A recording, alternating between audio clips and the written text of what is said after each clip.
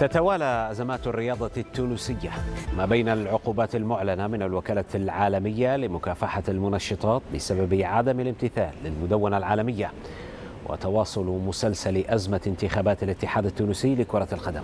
وعلى خلفية هذه القرارات كشف شكري حمدة المتحدث باسم وزارة الشباب والرياضة التونسية ومسؤول ملف الوكالة العالمية لمكافحة المنشطات أن الوكالة منحت تونس أجالا لتأكيد تغيير تشريعاتها لتتناسب مع نظيرتها الدولية. وأضاف شكري أن بلاده احترمت التزاماتها ولم تتجاوز السقف الزمني الذي حددته الوكالة. الأجال التي منحتها الوكالة الدولية تنتهي في 6 أفريل. صدر الأمر تقريبا بالضبط في 5 أفريل، يعني في الأجال. ما رعنا إلا وتراسلنا الوكالة على أن هناك بعض النقاط، تقريبا 3 نقاط فنية بسيطة غير مؤثرة جدا لتكون المطابقة 100%. هذا مع منحنا آجال ل 21 لتنقيح الأمر الذي صدر في 5 أبريل. قامت مصالحنا بوزارة الشباب والرياضة، تحديدا إدارة الشؤون القانونية بالتعاون مع الوكالة الوطنية لمكافحة المنشطات، بالقيام بهذه التنقيحات والتواصل مع بقية الوزارات المتداخلة، والذي أقدم لهم كل الشكر والتحية، وكذلك المحكمة الإدارية التي استجابت وأعطتنا كل الموافقات. ثم قمنا باحترام هذه الآجال التي تنتهي حسب المراسلة أو البلاغ الذي اطلع عليه كل المشاهدين. قمنا بإحالة هذا وتمت المصادقة 8 أبريل 29 أبريل، ونحن ننتظر إن شاء الله إتمام بقية إجراءات النشر والصدور. للتأكيد أن صدور هذا الأمر بالرائد الرسمي سوف يرفع بصفة آلية إن شاء الله العقوبة وتمحى. الرياضة التونسية تدخل نفقا لا أحد يعلم متى وأين وكيف ستخرج من هذا النفق. نبيل تليلي، أرحب بك معنا. كم كان صادما بالنسبة لك كإعلامي تونسي تلقي تونس مثل هذه العقوبات؟ أهلا جهاد، مرحبا بك وبكل المشاهدين. صدقني واحدة من أكبر الصدمات، يعني ما حد كان يتوقع أنه تونس توصل في يوم من الأيام أن تكون تحت طائلة هذه العقوبات. يعني مثل هذه العقوبات تعتبر يعني صفعة للرياضة التونسية جميعا. يعني الرياضة التونسية اللي خلدت معناها بصماتها وتركت معناها العديد من الآثار الإيجابية والإنجازات الكبيرة. اليوم نوصلوا احنا معناها أنه تحت طائلة عقوبات اللي بصراحة معناها مخجلة، لأنه احنا وصلنا رواحنا لهذا الوضع. تونس اللي كانت رايدة وكانت سباقة في يوم من الأيام، معناها كنا احنا تونس معناها كانت رائدة على المستوى الإفريقي وعلى المستوى العربي على مستوى صحيح. مكافحة المنشطات. اليوم تلقى روحك انت معناها ماكش متوفرة فيك الشروط، وعليش خلينا رواحنا لهذا السبب. الشارع التونسي اليوم مصدوم، مش عارف، يعني اصبح مثقف رياضيا اكثر من اللازم.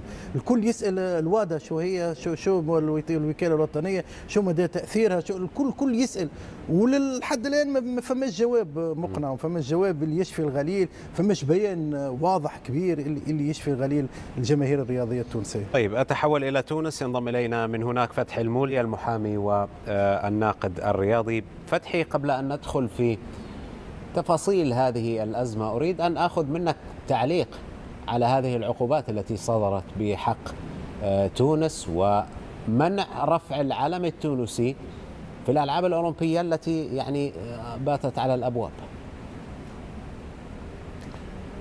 شكرا أستاذ جهاد، تحية لصديقي نبيل. كنت أتمنى أن الاستضافة هذه أستاذ جهاد تكون للحديث على إنجازات الرياضة التونسية، لكن الاستضافة هذه جاءت للحديث على خيبات الرياضة التونسية. عنوانكم الرياضة التونسية إلى أين؟ عنوان كبير، إلى أين؟ إلى المجهول. اليوم زلزال في تونس، اليوم نأكد لك أستاذ جهاد وأنه زلزال في تونس.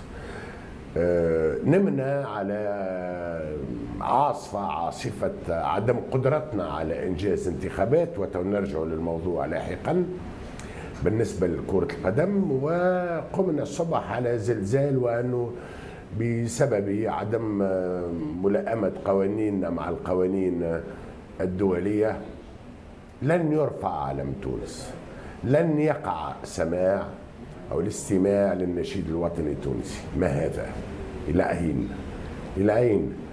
فعلا كانت صدمة. أنا قلت زلزال، وزلزال عبارة ملطفة أستاذ جهاد، لأنه كما كان يقول نبيل معناها لوين وصلتونا؟ إلى أي حد؟ وتو نعطيك بعض الجزئيات تعليقا على آخر الأخبار، ولكن اليوم فعلا نحن في نفق مظلم. الرياضة التونسية مع الأسف اليوم تحتضر. الرياضة التونسية مع الأسف هي آخر اهتمامات. صحيح تونس عندها أولويات أخرى، تونس أولويات اقتصادية اجتماعية سياسية وغيرها، ولكن الرياضة تمس 10 ملايين تونسي. هذا الناس اللي ما تعرفوش. 10 ملايين تونسي اليوم قاموا مصدومين، 10 ملايين تونسي اليوم مش مصدقين. علم تونس، علم تونس وما أدراك لن يرفع بطبيعة الحال. فما إمكانية، ولكن أنا الصفعة كما قال نبيل أكثر من صفعة. هذه فضيحة، هذه فضيحة الدولة، هذه فضيحة الدولة. ولو أن القرار سيرفع بعد أسبوع 10 أيام و15 يوم. اليوم تونس حديث العالم. البين تعمل حصة كاملة، الشوط الثالث كامل. الرياضة التونسية إلى أين؟ لأنه فعلا في العالم، في الناس اللي تتبع الرياضة يقولوا تونس فتحي. تونس الجمودي، تونس أسامة الملولي، إلى أين؟ يعني أنت تؤمن أن هذه العقوبات سيتم رفعها كما أكد خالد نجيمي رئيس اللجنة القانونية لوزارة الرياضة، رغم أن الوكالة الدولية أكدت أن القرار في هذه الفترة على الأقل نهائي، لكن أنت تؤمن بأنها يعني ستشارك تونس في الأولمبياد تحت علمها، صحيح؟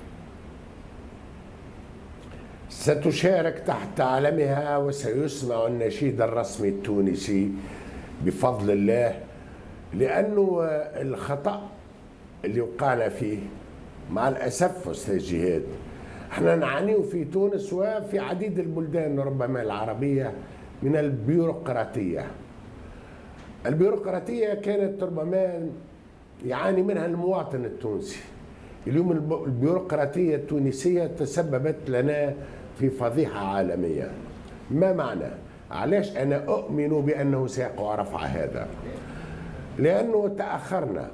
في 20 نوفمبر 2023 المنظمة العالمية، الوكالة العالمية للمنشطات تطلب تونس بتعديل قوانينها لكي تتماشى مع التطور الذي حصل في العالم لمقاومة المنشطات. تونس تبادر بتنقيح القوانين متاعها، ولكن هذا التنقيح كان جزئي.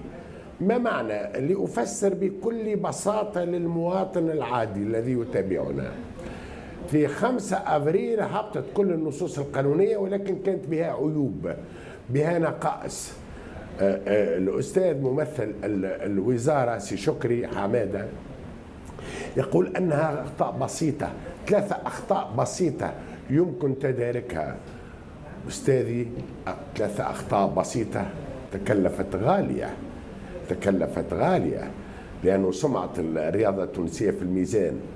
اليوم يقولوا وصلنا تداركنا وقمنا بالإصلاحات مع تدخل الوزارات، ولكن النقطة الأساسية أستاذ جهاد أنه يجب نشر هذا التنقيح وهذه الإصلاحات وهذه القوانين، يجب نشرها بالجريدة الرسمية للبلاد التونسية، ما يسمى في تونس بالرائد الرسمي، وهذا لم يقع إلى حد الآن. لماذا؟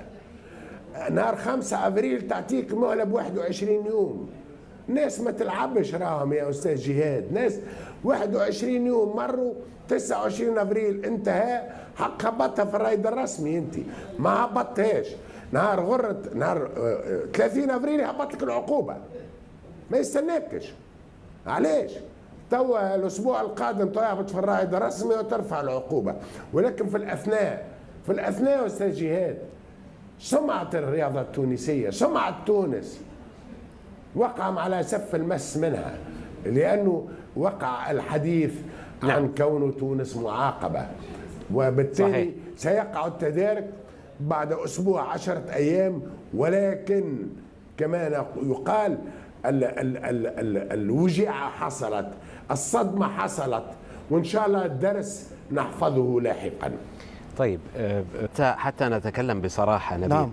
أليس هذا هو وضع البلد كامل وليس فقط الرياضة؟ ليش نحمل المسؤولين الرياضيين هذه الأخطاء إذا كانت كل المجالات تعاني من نفس هذه الأخطاء؟ على الأقل الرياضة هو المتنفس اللي عند التوانسة، على الأقل الرياضة كانت ولا تزال هي الشيء الوحيد اللي فرح التوانسة.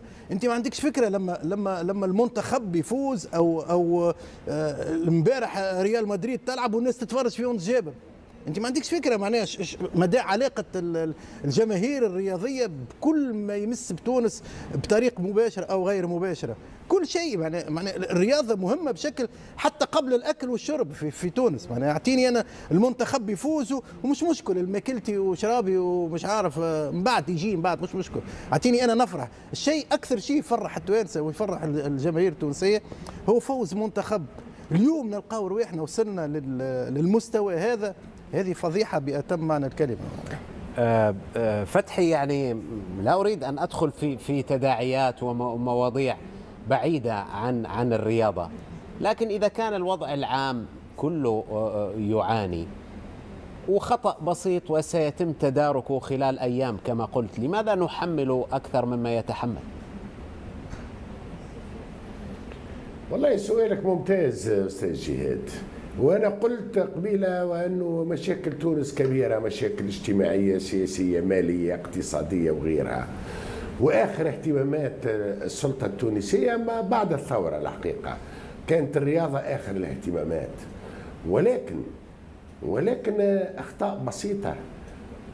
أنا استمعت إلى الأستاذ شكري صديقي، أخطاء بسيطة، 3 أخطاء بسيطة أي بساطة نتحدث عنها. نحن نتحدث على سمعة بلد، نحن نتحدث على بيروقراطية تشريعية، وأنه حتى 3 4 وزارات. أنا كنت تحدثت مع الأستاذ شكري، قلت لو كان الأمر بهذه الخطورة يوم 5 أبريل عندما وجه لكم آخر تنبيه ومنحكم 21 يوم، كنت صباحا مساء ويوم الأحد كل الأطراف تتداخل حينا، ويوم 6 7 8 10 15 20 أبريل يهبط النص وننشره بالرائد الرسمي.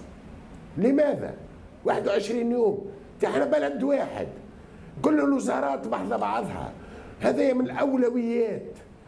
أنا لا أحمل بطبيعة الحال المسؤولين أكثر من طاقتهم، ولكن فما أولويات، فما مصلحة العليا للبلاد تقتضي. علاش أنا نجري بعد العقوبة وبعد الفضيحة وبعد الخبر الشاسع اللي اكتسح معناها كل وسائل الإعلام العربية بالأساس التي تتحدث على تونس القدوة؟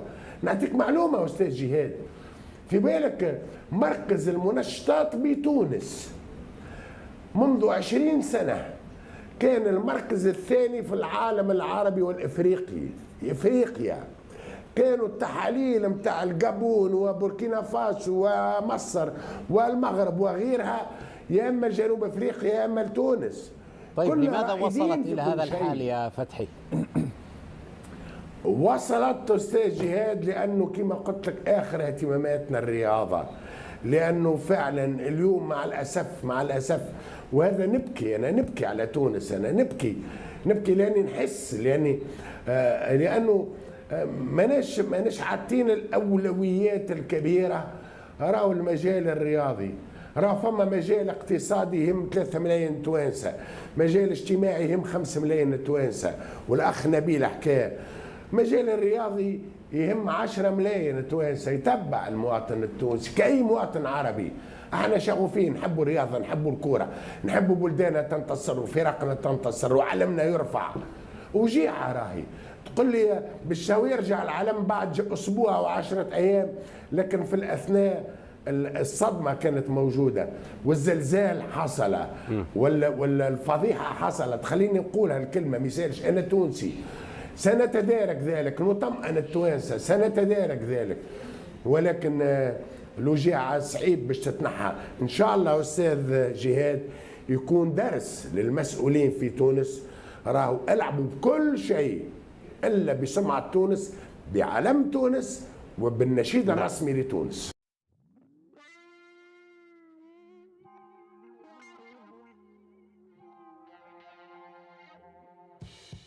لهذا السبب عقوبات رياضية صارمة على تونس تحرمها من استضافة البطولات.